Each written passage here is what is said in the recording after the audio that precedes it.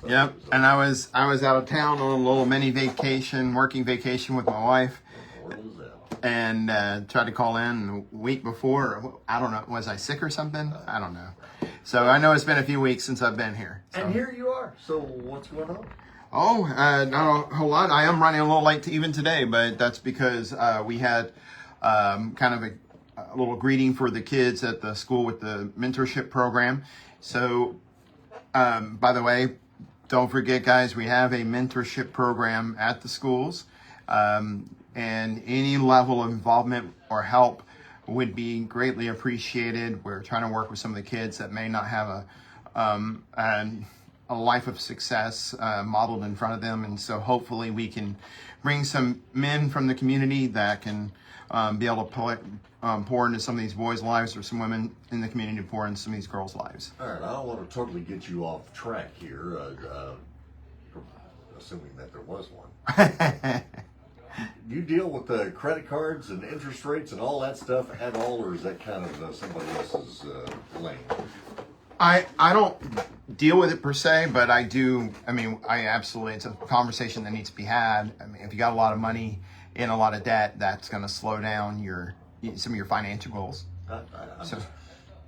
I just bring it up because it's fascinating. I don't have a lot of credit cards, but some of the ones that I have are for specific companies or services. I've got one that is kind of an automotive repair service based credit card that once I get something done, I can pay it off in 6 months, interest free and that sort of thing. But I got a nice notice from these folks yesterday on regular purchases.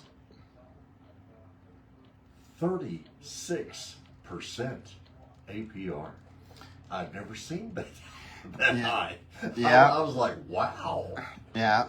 That's some of that should be turning around a little bit in the near future. They're starting to drop rates. How long are they going to drop rates? How much are they going to drop rates? Is it a temporary thing for political reasons? Yes and no. The interest. I mean, supposedly inflation has slowed some. But exactly. Well, and you got to realize 36 is a lot. 36% is a lot. That's why you want to pay them off. I've never seen that. Yeah, but 21% or 17%, it's a lot. Yeah. So when you're got a lot of money on a credit card, a third of your dollar is going to just to interest, and that's. We throw a fit when we see a 5% increase in something, and so credit. If you're using it monthly, sure, get the points, get the rewards. But if you're loading it up and letting it float, it's going to hurt you for sure. And it's probably going to be like this for a little while with the credit cards because of the economy. So many people have loaded up on credit cards and are beginning to default on the credit card payments and stuff like that. So these institutions are going to be getting that money from somewhere, and that's going to be for those of us that are still making our payments on the credit cards, if we still have credit cards that are on a monthly basis. Yeah. Okay. So, well, like I said, I didn't want to totally get you off track there. So, what did you want to? It's not really off track because I was going to discuss. Oh wait, nope, it is because that's next week. Financial 90 recording I did for this coming Sunday is on interest rates. That being said, wanted to talk a little bit about the 401k and kind of the good, the bad, and the ugly of the 401k. So when it comes to 401ks, they have some good benefits to them. Biggest one being is it's a very easy way to save. And why I say that is your employer takes the money out of your check before you ever see it. And then if your employer matches that 401k, that gives you an immediate return on your investments. So in that sense, the 401k is good. The bad of the 401k is that usually the only options that you have are mutual funds, some ETFs, but it's usually mutual funds. They're usually not very good mutual funds. The fees in 401ks just for the mutual funds alone are 3.5%, but you don't really know that because you only know your declared expense ratio, which is like less than 1%. So you pay a high interest rate. I mean, not interest rate. You pay high costs and fees by having your money in a 401k. But again, if you're working and your employer is matching, you absolutely should do it. But because the average 401k, on top of the fees of the mutual fund, they have another average fee of 1.25%. And most people don't know that either. So when you're looking at your 401k, if your employer matches 5%, put in 5%. Anything above that 5%, there are much better ways to invest your money that doesn't cost you nearly as much in fees and can give you much better gains over time.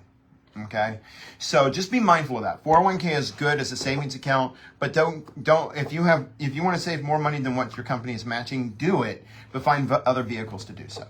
The ugly. And that's sometimes where you need help, right? That's what I'm here for, right? That's what Seven Wonders is here for, and we're more than happy to help you kind of figure out some of those other pathways, especially, and it's different based off of how old you are, how much longer you plan on working, where your family is. For instance, do you? For some people, a good solid life insurance policy that carries a cash value is a good secondary life insurance if you're young. I mean, investment if you're young, because you may not be able to invest a lot right now, but if God forbid something happens to you, your family's taken care of.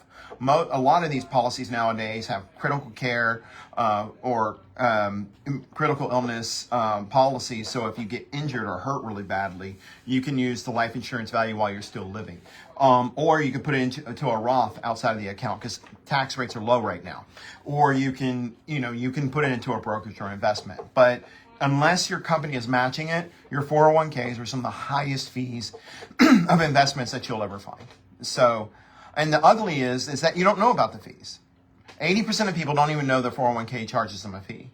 Most people don't know how much they're paying into mutual funds. Okay, and so because of that, the undisclosure, the fact that a lot of people are making a lot of money.